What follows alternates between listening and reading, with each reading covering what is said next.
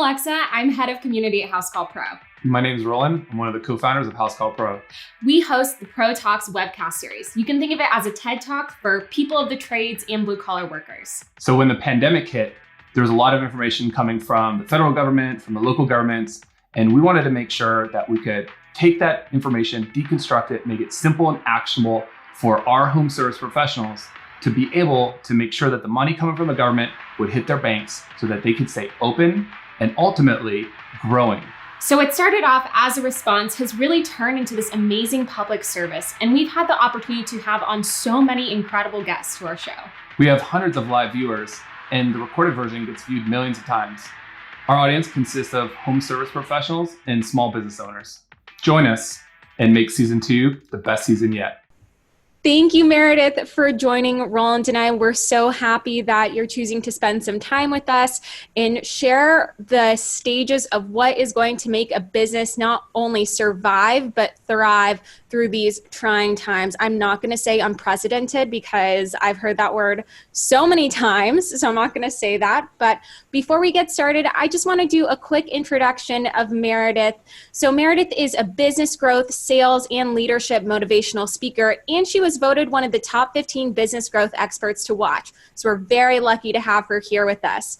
She's also a certified speaking professional, which is a designation held by less than 12% of professional speakers.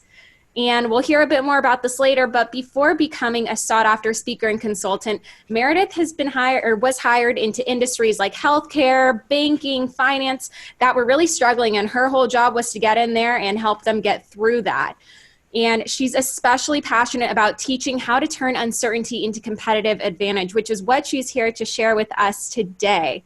So before we get started into that, Roland and I like to do our Greenberg round, our version of a lightning round, to get to know Meredith in under a minute. So I'm going to start. Where do you live? I live in Asheville, North Carolina.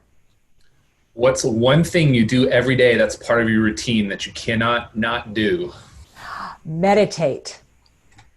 Me too. Biggest crowd you've ever spoken in front of?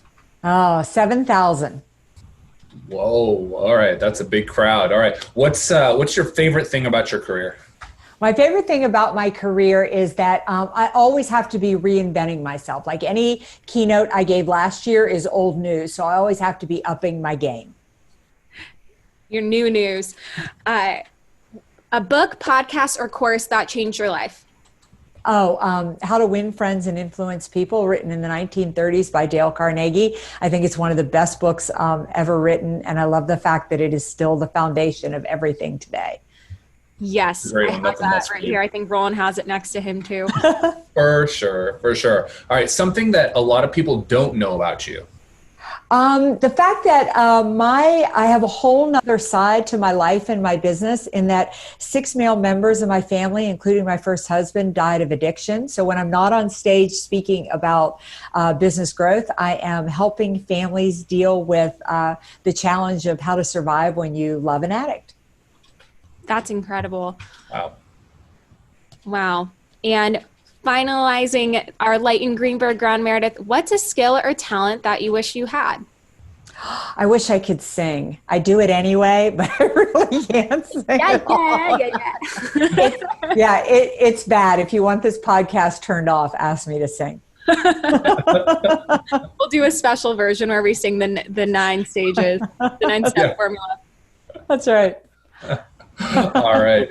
So let's dive into some of the questions, Meredith, we'd love to ask you. So a few years ago, you became obsessed with the word uncertainty. Can you talk to us a little bit more and share us your journey where you started working on and thinking about this concept of uncertainty, and why did you become so obsessed with it? What is it about that word?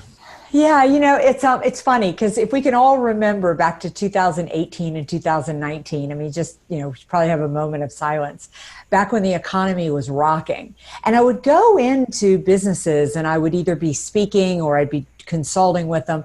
And I was always prone to ask people, how's business? And I kept getting the same response over and over again. Business is good. Business is great. Gosh, we're probably going to have our best year on record. But this uncertainty, as if everybody thought of uncertainty as a bad thing. It was this negative. It was this thing that was going to show up. We didn't know when, but it was going to absolutely prevent our businesses from growing. And I guess because I do what I do for a living, that just made me start thinking, what if we flip the script on that? I mean, what if uncertainty wasn't bad? I mean, what if you actually needed it to transform your business to get it to the next level? And that kind of put me on the journey. Yeah, and what do you think it is about uncertainty that forces that change or that pivot or that mental shift that companies or individuals kind of are forced to make? I think that it is, I think that pain forces change. I mean, we are just creatures of habit, and as long as I can snap my jeans, I'm not going to quit eating cake. As long as I can make enough money, I'm not going to do anything to have to force myself to work any harder, As long as I get along with my husband, I'm not going to do anything like to be overly romantic. I mean, we're just creatures of not pushing ourselves to the limit.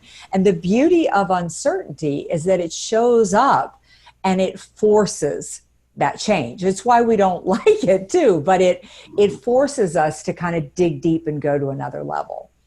Yeah, I feel like it correlates pretty well with, comfort and growth don't coexist. And change is uncomfortable, therefore it promotes growth. And although it is uncomfortable, that is a necessary piece that we need to come to terms with, and then really start to dig in with how do you deal with it, how do you lead through it, and all the other things we're gonna talk about today here. Yeah, absolutely. It's it's people, the pain that we get from uncertainty is when we resist it.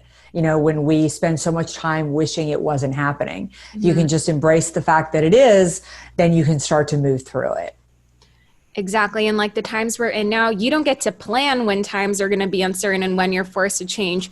Life is going to happen to you and around you, and you have no choice but to adapt or sink. So before we walk through what the 9-step formula is, can you talk to us a bit about how you started doing this research and what happened back to you in March and why you firmly believe in your heart of hearts that this is the formula that works for businesses? Yeah. So, I started to become obsessed with this idea that what if uncertainty was a good thing? And it just made me wonder, were there businesses or companies out there like that had actually started to think about uncertainty different? And was it actually a strategic advantage if you did? And I identified 9 companies that were started in the late 1700s, early 1800s, and they're still thriving in business today. And so what that means is, if you think about it, they not only survived economic downturn, recession, world wars, but they too have come through a pandemic. In fact, when you do the research, the pandemic's almost a blip for them, the Spanish flu. It's really kind of funny. And it's from them that I learned a 9-step methodology, which is all well and good, right? So I tie it up in a bow. I've got a book. I've got a new keynote. I'm going to hit the road and help people get through an economic downturn. Well, then the pandemic hit me. I mean, I remember it so well. Now, as you guys said at the beginning, I'm a keynote speaker. So my job is to get on planes, travel around the world, engage with thousands of people. So March 9th, that week, not only did all of my revenue disappear, but my business model completely became irrelevant. I couldn't even do what I do anymore. So the first thing I did was panic. I mean, I thought I got to sell everything I own on eBay, or maybe I'm going to deliver pizzas. I mean, I'm just thinking, how am I going to pay my bills? And then I got mad. I mean, really angry. This wasn't fair. I felt like the pandemic was only happening to me. I became very self-centered. And then luckily I went into action mode and I didn't know what to do. So I decided to drink my own Kool-Aid, and I thought, I got nowhere else to turn. Let me try these 9 strategies that I put into place. Let me see if this works. And I became my own guinea pig. And in 6 weeks, I turned the business around. And now I sit going into month 6 of this pandemic. And this is probably going to be a better year for me than 2019 was. So now I was excited when I wrote the book. Now I'm a passionate believer because I've seen it work. The companies that I studied obviously are big. They've been around since the late 1700s, early 1800s. I'm a tiny entrepreneur. It worked on my business. It can work for anybody. Yeah, I think that dog food, you call it eating your own dog food. Like literally you made your dog food and then you ate it. And I feel like that probably gives you even more reason to be resolute and what you unearthed, from researching these companies that have been around for so long and how they went through these kind of uncertain events, because there have been so many since then. By default, you would have had to succeed to be alive. So, yeah. We're also good at giving advice and giving people actionable things to do, but not so good at taking that ourselves and applying it. Yeah, I agree.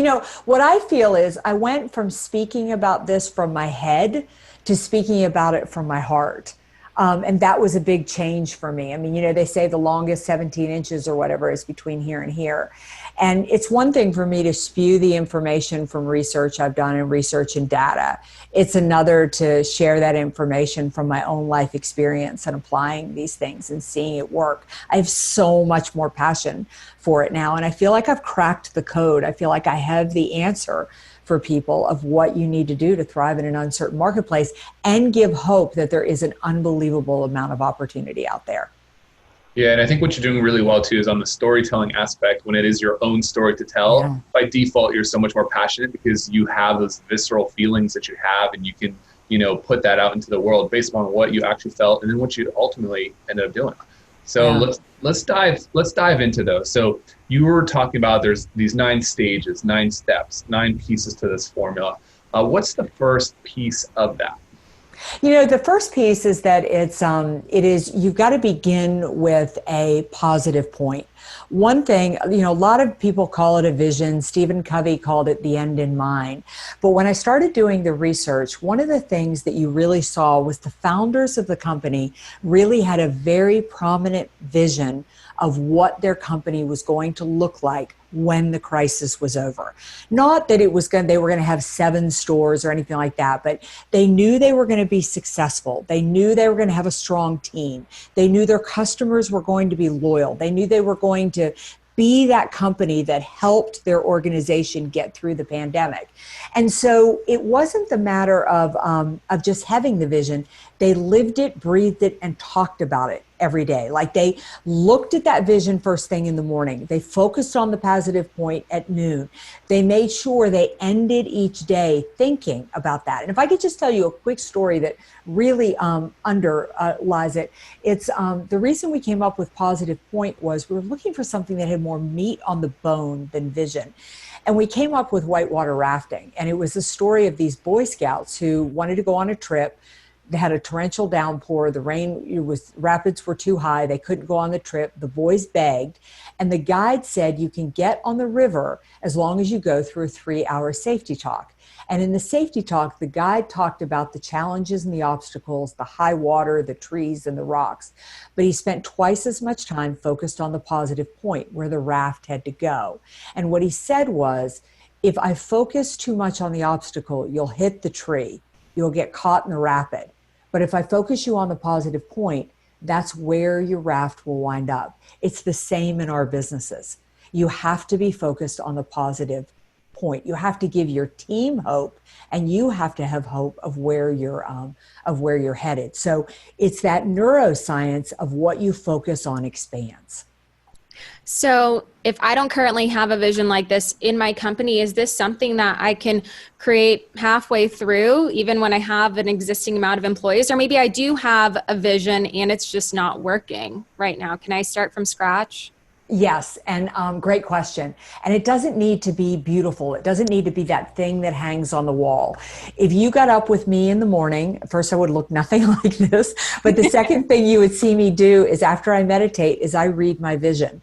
Now, my vision is nothing more than a series of bullet points of the fact that I want to be a resource for people who are making it through this pandemic. I want to come out the other side with a strong team and a true thought leader in this area of uncertainty. It's just bullet points. It's not that, I want to have a big office space. It's not that I want to change the world. It's just some bullet points. And I really believe that it sets your mind correctly to find the opportunities through the day rather than find the challenges. And that's exactly what the guide was doing. He was just trying to say, if you focus on the positive point, you'll find the path down the river. If you focus on the obstacle, you'll hit the obstacle. You have to proactively be doing something to help yourself find the positive point, Doesn't have to be pretty. I think that's really important too, because what you're constantly thinking about is probably going to manifest itself. If you're constantly thinking about, Yes. you know there's going to be an obstacle, and you're just don't hit it, don't hit it, don't hit it, don't hit it. You're forgetting about the point why you even embarked on the journey in the first place, which is, hey, get down the river. Yes. which is that long-term view, and really you can use that to see over the obstacles, and not just obfuscating them or blocking them or hindering you on that path. So okay, once you've got your vision in place, what's that next step?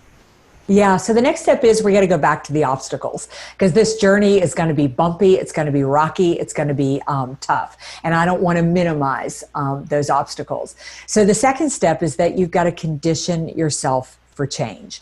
One of the things that we found is that people think about change as they're good at it, that they react to change as soon as change pops up. But if you want to thrive in an uncertain marketplace, you have to start predicting change.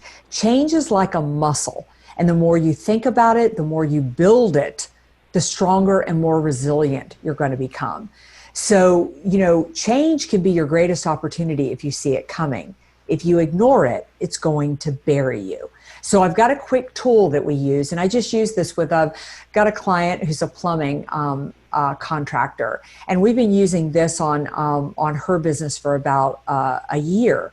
And it's really great because what she's done from using the tool is she's begun to predict the changes in the marketplace. And I'll tell you some of the changes that she's made as soon as I walk you through the tool.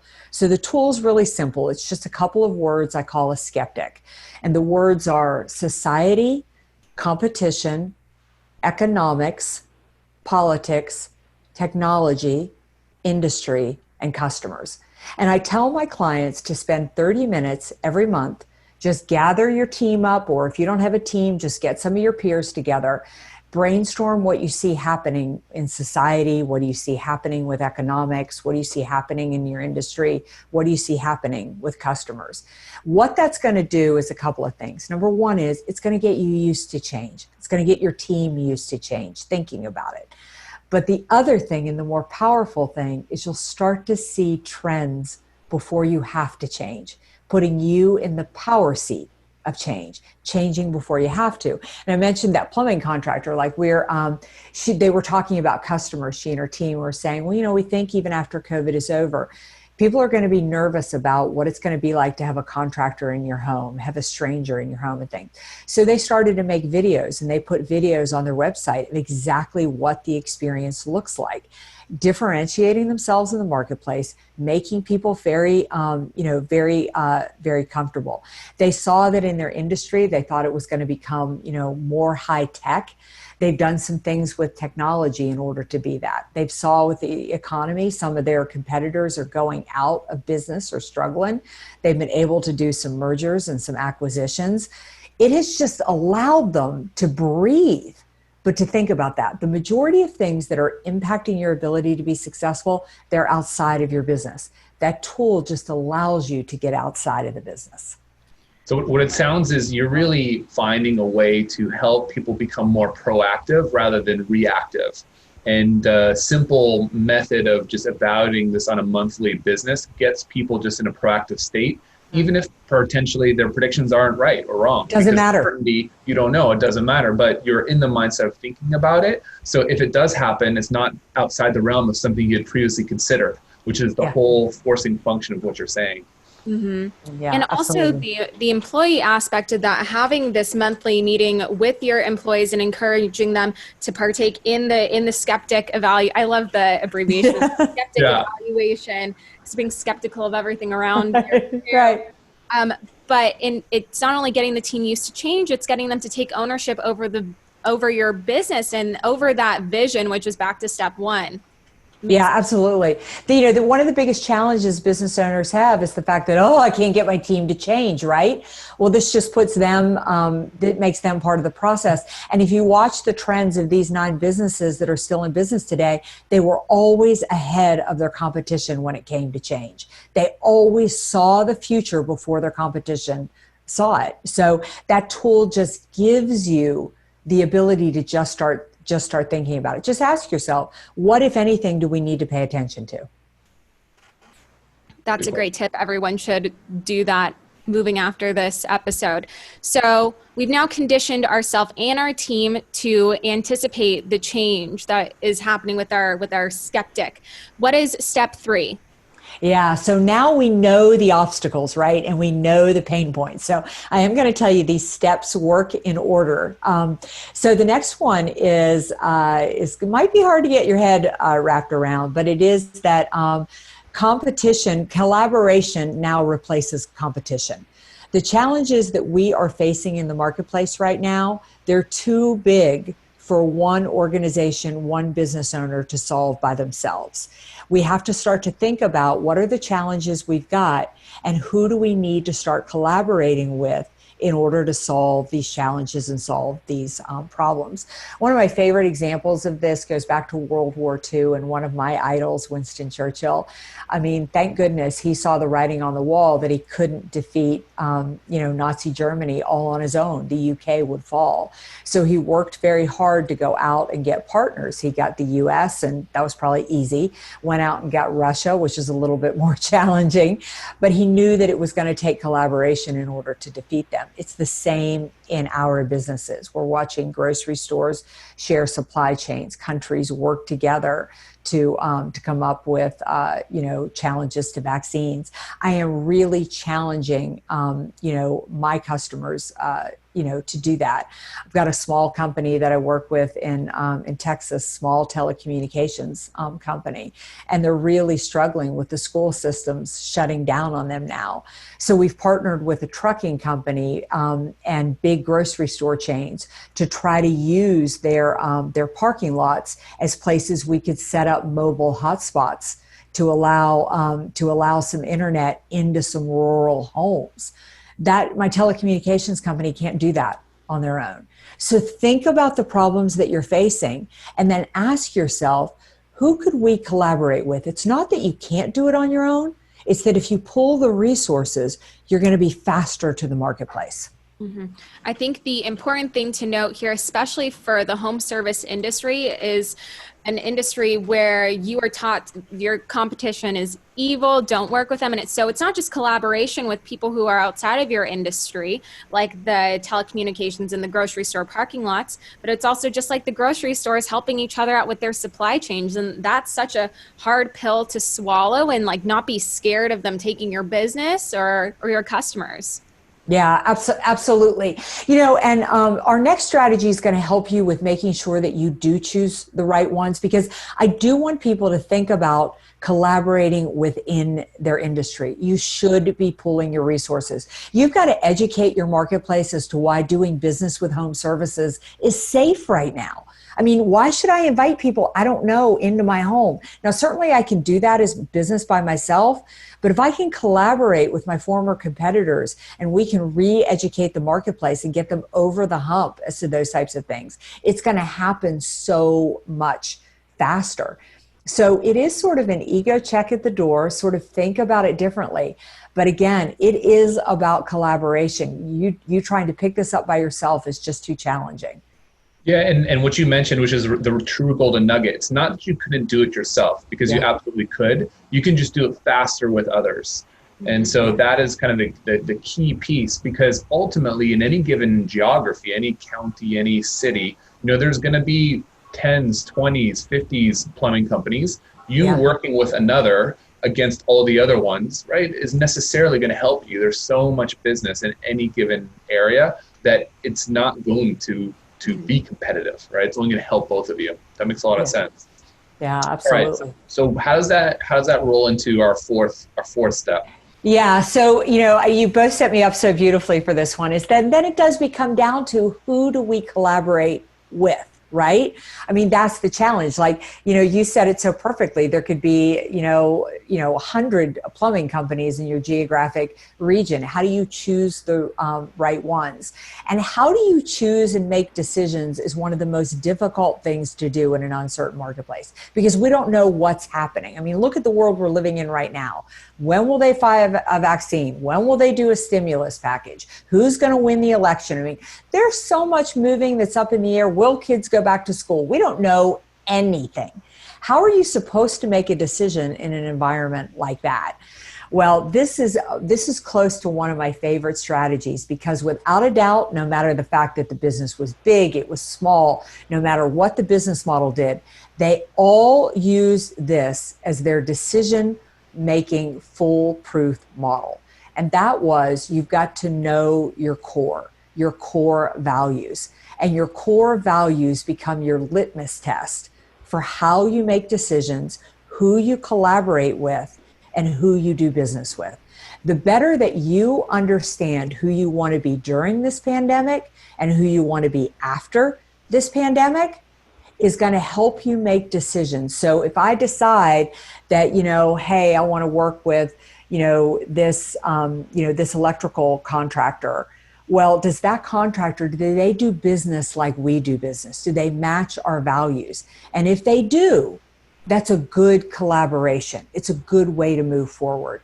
And it's just fascinating to me that these companies used it as a North Star, and they just ran everything past those core values. So it may be time to update your core values and really ask yourself, are they really as relevant as you want them to be? Because they are going to be what you use in a dark storm to figure out how to get through.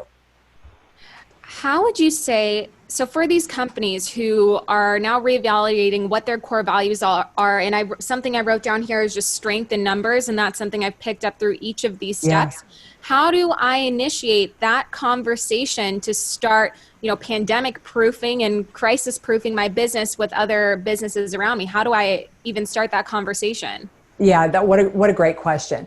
So I like to make core values really, really simple. And that's a matter of really asking yourself what's important to you in your business. It is important to you that you make money. That's a core value. Make that a core value. Is it important to you that you serve your customers? So think about your ideal employees, or think about the promises that you make, and come up with those 4 or 5 core values. Then you're going to turn those core values into open-ended questions. So if I sit down with you and I'm going to decide that maybe we're going to think about collaborating, we're going to have a conversation. And in that conversation, you're going to ask me questions, but I'm going to make sure that the questions that I ask you are aligned with the core values.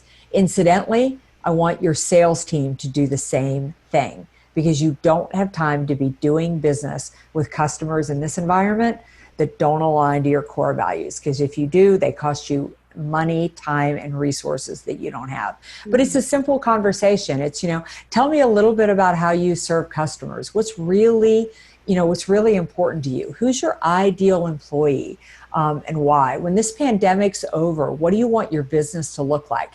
It's kind of like dating, you feel it out. You feel like, is this going somewhere, or isn't it going somewhere? But the moment that you share core values, you just speak a secret language. It becomes easy for you to do business with. And then you have the right mindset. You can trust each other. And that collaboration becomes, about mutually growing your businesses. Yeah, and I think what you shared, which is like, okay, once you've got these core values defined, it gives you a framework to evaluate and potentially even score, if you want to be more data-driven about it, these conversations you're having. But it shouldn't just be with the companies you're planning on collaborating with. It should also be with your employees, with people that you're interviewing, because you want them all to start to align to those core values. If the core values are wrong from the get-go, you might be making decisions that will be pretty tough to either unlearn or unravel or change course.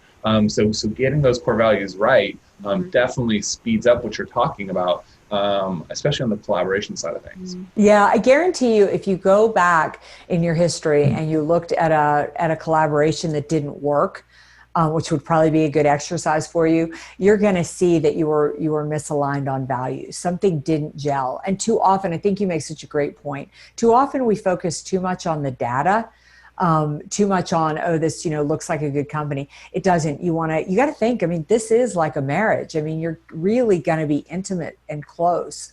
And you want to make sure you're lined up truly with the same people, and it needs to extend to customers and to employees. I like that tip that you also mentioned, kind of the retrospective. So going through past relationships, partnerships, past employees. If you feel like you're just coming up with your core values now, and you're like, oh my gosh, I listened. What Meredith said makes so much sense. Okay, now I'm going to go like, here's my core values. Go back and try to score them on that rubric. The best that you can, just think about it, write it down, because that'll help evaluate you also going forward. And are those the right ones to be pursuing? And really, I don't want to say it's a putting stone, but once you get going down that path, it becomes hard. So I like that a lot. So retrospective, definitely. I'm going to go do that with all the past relationships. I give you a 7. It's because we didn't agree on this part of our life. That's right. But I just had a small construction remodeling company that I was working with, and we had really big problems with 2 employees. And the CEO the business owner was really frustrated. He said, I've given him really top reviews, and they aligned to his values. He had 4 core values. But when we would measure them against them, they did great. But when I started talking to him, I said, what's your problem with them? He said, well, they're just not mindful of expenses. They don't exceed their goals. They don't generate revenue. And I said, well, why is profitability not one of your values? I mean, that's obviously, I've heard you speak about it so much. So if it is, the other was, they weren't involved in the community. They didn't volunteer. And that was something that mattered to him. Mm-hmm. And so we just went back and we just refreshed them and certainly do that. But nobody understands better than a small business owner what makes your business work. Those just need to become your values. Oof. I'm like, that's a really good quote right there. Yeah. So let's take that to the next step. So now that we kind of know who to even start to target on this collaboration, kind of going forward, what's the next step? Yeah, so we talked about really, knowing your core, and we started collaborating and things. So now it's time to start to really think about growing the business. And one of the things that is challenging in an uncertain marketplace is we're all scared, we're all fearful. So we just start grabbing at any type of business that we could get. And often we chase new business. And that's not what you ought to do. You ought to focus inside out, secure your base. That's our next strategy. And it's really about focusing on your existing customers. Now, the reason we want you to do that is because what we learned from the research was that business grows from the inside out in an uncertain marketplace. That's how it grows strong. And what happens is that you focus on your existing customers and call them and talk to them for 2 reasons. Number 1 is they're going to be loyal to you. All right. In an uncertain marketplace, they're wondering if you're still out there, if you're still okay, or what you're doing. So these people already know you, like you, and trust you. They're bought in. So we want to make sure that we secure them. But the second piece is almost more valuable. When we call our existing customers, check in, ask how they're doing, what challenges they're facing, they're going to give us their biggest challenges in the marketplace, the biggest issues they're struggling with, and the exact language of how to market those. And that's how you make yourself relevant in today's marketplace. See, most of us are still selling the same products or services, but the language around how we position those in the marketplace, that needs to change. Or our products and services need to be updated. We take maybe there isn't as much new construction and there's more need for remodeling or updated. Or now all of a sudden, 2 years ago, we were building, huge homes. Now we need to focus on just building places where people can have home offices and things. We need to listen to people about what's changing in their needs, so that we can change our language to be more strategically relevant in the marketplace. So I've been telling my clients, go back 3 or 4 years, focus your sales team on anybody that you have done business with in the last 4 or 5 years. Have those conversations and then spot the trends. That's going to redefine your value prop, redefine your market position, and give you strategic advantage over your competitors. Yeah, wow. I think in this instance, it's almost the classic reason why entrepreneurs start a business, which is like someone's got a problem.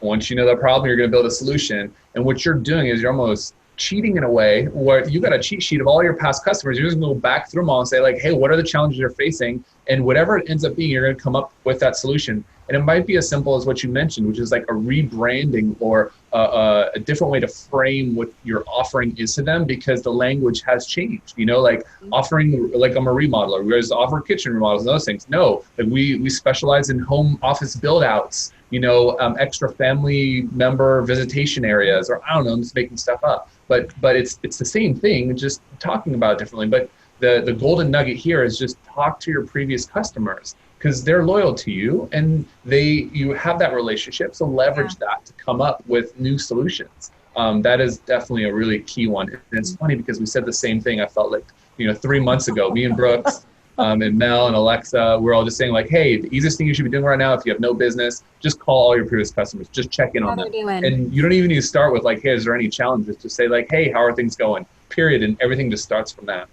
Yeah. They're just going to open the door. The thing is that what I want you to think about is the fact that, if I'm talking to an existing customer, we'll just stay with, building. And I'm saying, now I'm stuck in my house. I've got 3 kids and my spouse is here all the time. We're in 3,000 square feet. We're tearing our hair out. They're under our feet all the time. I've got to have some space. Somehow we've got to get separated and things like that. And you're coming up with ideas of how you can solve every challenge I'm telling you. Well, new customers are going to be Googling the same challenges that I have. Mm-hmm. So it's just growing from the inside out is automatically going to solve that problem. One of the biggest things I hear from business owners right now is it's hard to get time with people because people are so busy and they don't want to buy. Well, they do want to buy, but the only thing they're willing to give their time to is who is solving their problem. Look, it's how I designed this entire formula for thriving in uncertainty. The only reason I did it was because I heard that my customers were worried about uncertainty. And I thought, if I could solve that problem, I'll probably work. It's the golden nugget. You've got to look different than every other plumber, every other builder. And the way to look different is to use your customer's language. So key, especially in the home services. Sorry, there's a trolley going by. So loud. Especially in the home services, so much of it is technical language, and people like us, we have no idea what the heck you're talking about when you're talking about changing our water heater.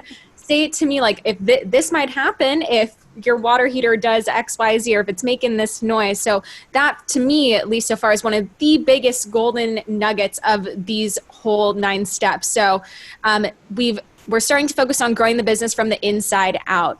That is so important, instead of just only searching for new customers, because if you turn it back around, the new customers will come. Sorry, it's just like making so much sense visually in my head that I got really excited about it. I know, I do too. I'm like, oh my, because it is just, your existing customers will tell you exactly what to say and exactly what to do and exactly how to position yourself. Mm-hmm. They are going to give you the gift of business growth. Mm-hmm. So take us to step 6. Yeah. So step 6 is now we got to focus on building our network. I am a big believer that if you build your network, you will change your life.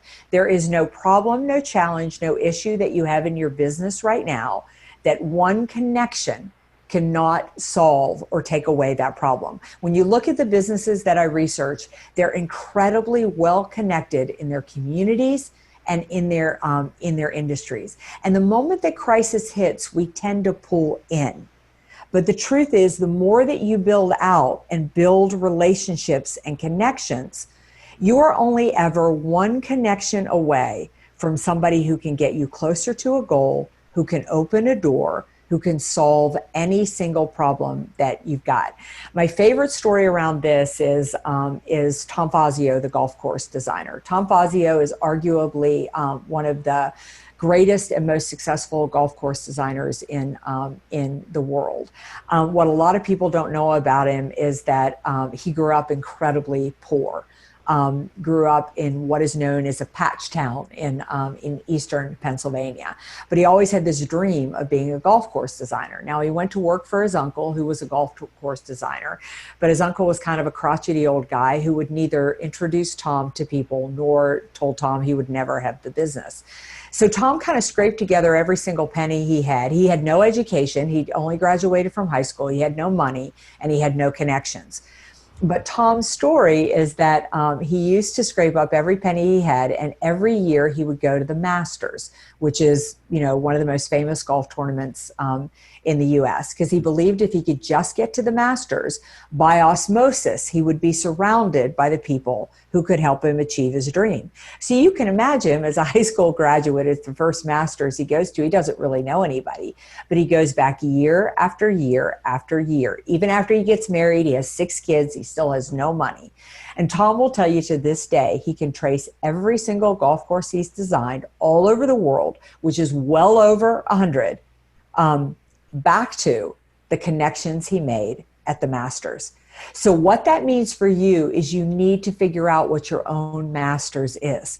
Where in your industry do you need to be that by osmosis, you'll be surrounded and make the connections of the people?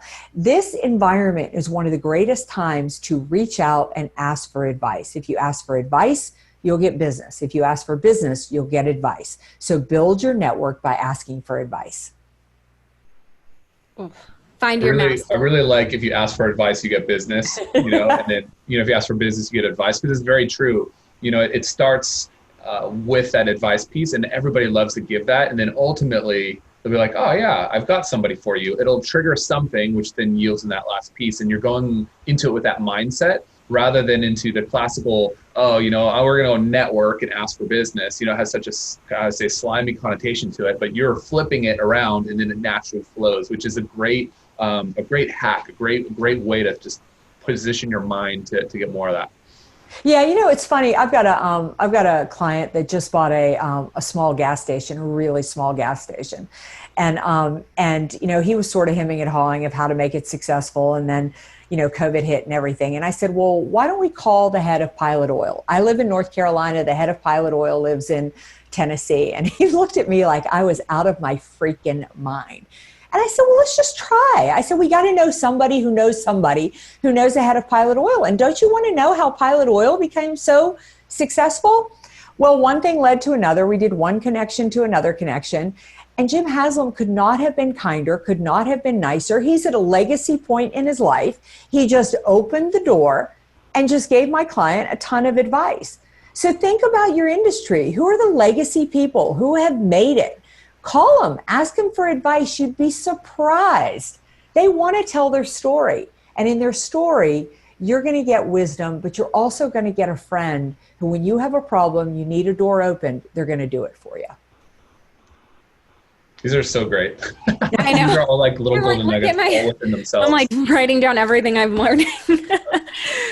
Okay, so take us to step number 7. Before we move on, step number 6 is so important. And even though we're mostly digital now, it's almost even easier to do than trying to meet up in person, because now you have access to people who aren't maybe necessarily in the same area as you, and you can hop on a quick Zoom call for coffee with them before work. So keep building your network and find your masters. That's what I wrote down. Find your masters.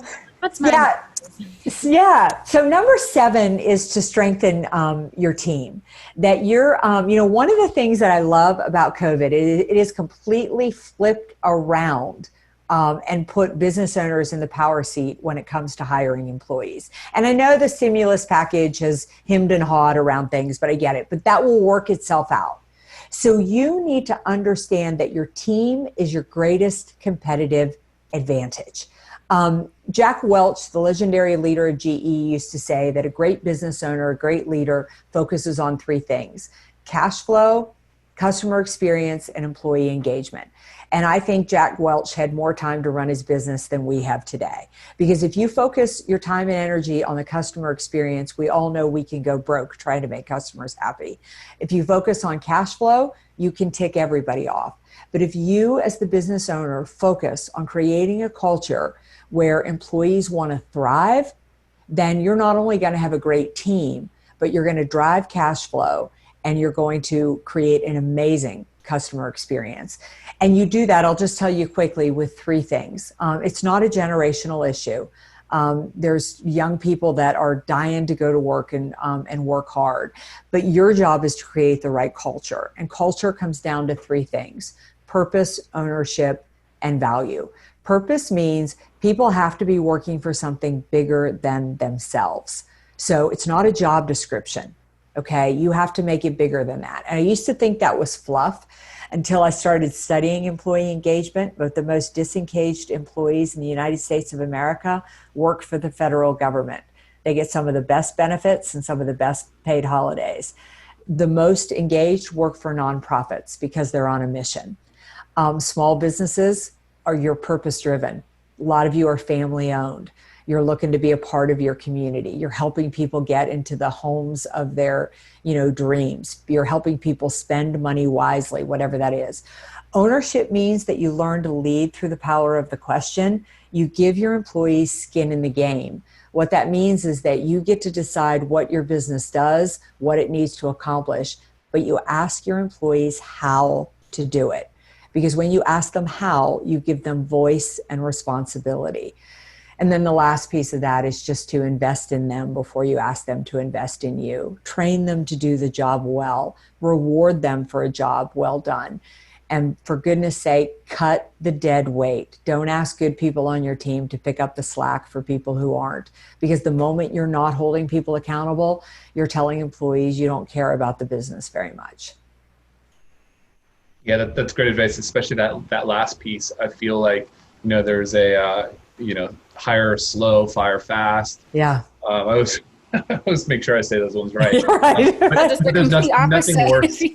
Yeah, nothing worse than being on like on a team where you're the best player and you're just carrying everyone else's weight and you're just demoralizing your A players. And there's nothing more detrimental to your business than that. So be decisive on these decisions to part ways if that needs to be the case. Mm-hmm. Yeah, absolutely. It's when I started studying engaged cultures, the biggest things that employees wanted, it wasn't benefits, it wasn't pizza parties, it wasn't the plaque on the wall that said Employee of the Month. They wanted to work in an environment where they felt supported and where there was accountability. And far too often, I watch business owners ride the strongest horse. And they ride that strongest horse until the horse falls over and has to leave. And you've got to understand as a business owner that your employees are a reflection of you. And the more your employees care, the more they'll get your business through any kind of crisis. I mean, I would argue right now, whatever your challenge is, whatever your problem is, go out to your employees and say, how do we solve it? We have to function at 50% revenue. How do we still deliver service? If you ask them, they will step to the plate and solve those problems for you. And they'll be excited about it. Especially if it's their ideas, and it's not you just telling them do this, because no one wants to make their own ideas fail. That's exactly right. If I didn't feel invested in by my company, there's no way that I would have been showing up every single day at 5 p.m. for an hour plus after my regular work day to do these lives, but not only because I care about our customers, because I care about my company too. So it is very true. Yep. Yeah, nothing like turning around and going, oh God, that was my idea. Now I have to make sure it works. Yeah. That's right. Double-edged sword. So steps 8 and 9, and then we got a whole bunch of questions just about lady pros. So okay, all right, great. 8 and 9. We'll jump. We can kind of wrap these two together, but step 8 is to shed fast and keep moving. I think everybody can relate to this, that what was working in your business in March is not necessarily what's working in your business right now. Again, I want to remind you that the majority of things that are happening outside of the business. So you have to think about the fact that your plan needs to change. I've got another quick tool for you on this. This is, again, something I ask teams to do every 30 days. It's just a quick seeds, weeds, and needs. Seeds are what are we doing in the business that's really working? What's growing it? What's helping it take it to the next level? Weeds are what's choking us, what's holding us back. And needs are what do we need in the business that we don't have. And that'll give you the time to reflect on the business. I did this on my own business about a month ago. And I could see that I was incredibly busy, but what was weighing me down was I wasn't productive. So I started color coding my own calendar, and that green or light green were revenue generation. Red was transforming my business to the next level. And peach was anything that was kind of wasting my time, even gabbing with friends. And it was able to help me balance my calendar. But you've got to be able to get outside of the business, look back on it and say, what do we need to change and what do we need to be doing differently? And then step 9 is just to rinse and repeat. You know, this is going to go on longer than any of us anticipated. So once you go through the steps, you go through them in order, you're going to need to go back to the top and go through them again. This is a moving, flexible formula. So just rinse it and repeat it and go back through the steps again. But the steps work. They work when you did them in order. And they just give you a position of power and control. I'm going to go back through my calendar now and call my friends and say, I'm so sorry, you're peach this week. I can't hang out for Zoom. You're going to be surprised because, like, you know, I really wanted to get it balanced. And now sometimes people call me and I go, oops, I can't put you on this week, but I'll talk to you next week. You know, because I want my calendar, because I need to generate revenue and then I need time to work on the business. And it just put me in a power seat. And that seeds, weeds, and needs, you know, you're hearing a theme with me too, is if you want to get through uncertainty, you need to be controlling the uncertainty, not letting the uncertainty control you. Yeah, very proactive. The theme is very proactive, not just reactive. And it seems to come through across all the different frameworks you've shared with us. Yeah. So for this last part here, I do want to switch gears at the end because I've seen videos of you and we had the pleasure of talking with you before this interview, and you sure know how to command a room and just place yourself as a figure of authority. So for our lady pros who are typically the only women in a room full of men and most oftentimes trying to lead, can you share your experience as a woman in leadership and maybe give some actionable pieces of advice for how to work on maybe having imposter syndrome when you aren't actually physically doing the work yourself? Yeah. So, you know, I can really relate to a lot of your lady pros because I came up through the banking industry, and I came up through the banking industry back when I was the only female senior leader hired into the company. And I was hired in from healthcare. I was hired in for the skill set. I mean, my boss was smart enough to realize he needed a female on the team, and then smart enough to realize that he needed somebody who could sell, who understood that piece. But boy, the moment that I got in there, a lot of those guys had a chip on their shoulder because I hadn't come up through the ranks. I hadn't done it the traditional way. And for a good 6 months, it got in my own head, and I really allowed it to defeat me until one day I was really ready to quit. I was ready to hang in the towel and give it up. I could go back to an industry where I was at the top of my game. But I was standing in the shower, I'll never forget this, and I'm thinking, why am I going to walk away from a job I know I can do, B, someplace where I know they need me, and C, somewhere we can get results, all because I'm letting a couple of guys that, quite frankly, I wouldn't have talked to in high school defeat me, right? You know? And it was right there and then that I had that, that change in my own mind. And there were a couple of steps that I really focused on. Number one was I needed to give a lot of time and energy to people that I knew believed in me, because I was getting my energy sucked by, allowing people to get into my head or doing something that's challenging, trying to fairly convince people that technically I couldn't do their job, that I could lead them. So I needed to do some things to build my own confidence. The second thing was I needed to find my own voice, is that I kept waiting for people to recognize the fact that I was good and that they would come to me and give me things that I needed to be successful. That doesn't work. I needed to be clear on what I wanted and what I needed, and I needed to be able to ask for it. Whether that meant I needed to ask employees to do what they needed to do, whether I needed to ask leaders to give me opportunities that, that I needed. So finding that voice as a female is incredibly important. I do want to say that now something that's different for women right now than was for me is everything about this marketplace speaks to the skills that come naturally to us. In fact, you can't be successful in today's marketplace unless you can communicate, you can collaborate, and you can connect. It is no longer about being aggressive, about being single-minded. So you're more positioned to be successful than ever. I'm just giving you the things you need to lay on top of that to take your game to another level. I'm going to revisit Build Your Network. It'll change your life. It is everything. You really need to focus on doing that. And last but not least, you really need to band together with other women. You need that network, and you need to realize that you need to understand how they walked through and they were successful. Because a lot of men wanted me to succeed, but the strategies they gave me didn't work for me. I was single at the time. I really couldn't ask men to go out and have a beer with me. Made their wives uncomfortable for me to do business that way. Certain rooms at the country club were shut to me, where a lot of networking and business was done. So I had to learn my own path, and then I had to rely and connect with other women on how they were doing it.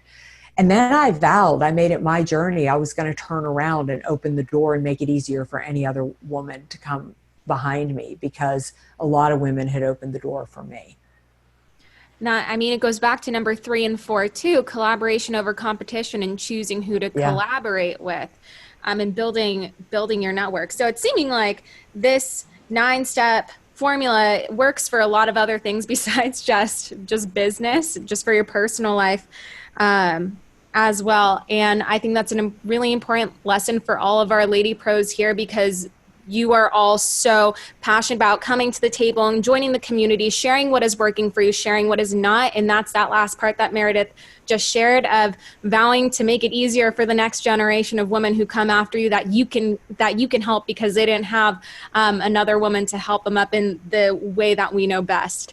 So having those role models too, I can't say how invaluable that is when you've gone through it and done it, turning back around and offering to be that role model. Because I think the more that there are, the more that it opens up people's eyes just to the possibilities, where before maybe they didn't have that and you had to go blaze your own path, but you can make that easier for so many others. So go out there and look for those role models. And I feel like, in the Lady Pro community, share that, because that's just so important amongst all of you to get better. Yeah, I was years ago, I was named our first female chair of our Chamber of Commerce. And I had to tell you, it was a major good old boy system. And I cracked that ceiling, and I got the big head, and I was so full of myself the day they made the announcement. And I got a call from a lovely woman who was a big philanthropist in our town. And before she'd become a philanthropist and retired, she'd been a secretary at the local First Union. And she called me and she said, Meredith, we've just been up at the club having champagne in your honor. I've been with the ladies up there. And she was a little tipsy, and she said, I just got to tell you, we're so happy. She said, but I got to tell you, back in my day, we couldn't even be on a board, let alone be chairman of anything. She said, but we still raised all the money, we did all the work, because we knew one day this would happen. And it was in that moment that I didn't crack that ceiling. In fact, I had so little to do with it. If she and her friends who were drinking champagne at the club had not been willing to blaze that trail, I never would have had the opportunity. And I've never forgotten that. I mean, I do everything I do right now that maybe opportunity happens for me, but if it does, great. But if it doesn't, I'm opening the door for the next generation behind me. And I'm very confident in why I belong where I belong, which is, I think, a head game we need to play with ourselves. But on top of that, you got to realize that we're just standing on one another's shoulders. Mm-hmm. That gave me chills. Yeah. That truly is the whole mission behind the Lady Pros movement, is to just make it easier for the next generation of tradeswomen coming up. I love that. I'm so inspired on so many levels. All right. So Meredith, there's one question that I love to ask on these interviews, which is, knowing what you know now and the audience that we serve, who do you know within your network that would do us the honor of joining me and Alexa to be interviewed and have a conversation like we're having now? Yeah, I really tried to narrow it down to one, but there's just two that I've got to give you. And one is a woman by the name of Dr. Mary Kelly. She is a leadership expert. She's a former officer, naval intelligence officer. She is a PhD in economics and just a whirlwind. She just got named into the Speaker Hall of Fame. And the second is a gentleman by the name of Sam Richter, and he has the most ingenious sales intel engine that is a rock and rollin' way to find the perfect leads to grow your business. His research capability will blow your mind. I think our pros could definitely use both of those speakers. So that would be an amazing introduction. Thank you. That would be awesome. And finally, Meredith, although your book isn't out yet, you shared with us that you've actually made short videos for each of these 9 steps. So if our pros want to find more Meredith and find all of these great tools and resources that you've created, and trust me, there is so many of them, where should they go? Well, I hope they will connect, because I am a big believer in build your network, change your life. They just go to valuespeaker.com, just the words value and speaker.com. At the top of that, you'll find a purple bar that says Emerge Successful. Just click on that, and it is chock full of not only all the 9 strategies on video, but other free tools and resources. And if there is something you need that you don't find there, please don't hesitate to reach out, because I'll make it for you. That's like step number 5, which is growing from within, because they're going to use language other people are using. Exactly. Boy, you're quick. Yeah. So much I learned. Thank you, Meredith, so much for spending some time with Roland and I today. We're so appreciative. Our pros are so appreciative. And we can't wait to talk to you again soon. And we'll send you this episode when it's ready. I have loved it. Thank you so much. This has been a blast. You guys have been great. This Thanks, is awesome. Meredith. Thank you again, Meredith. Super, super fun. Thank you. All right. Talk to you guys soon. Meredith. Take Bye. care. Bye, Meredith. Thanks for tuning in to this week's episode. Look forward to seeing you next week. For more information, go to housecallpro.com/pro talks.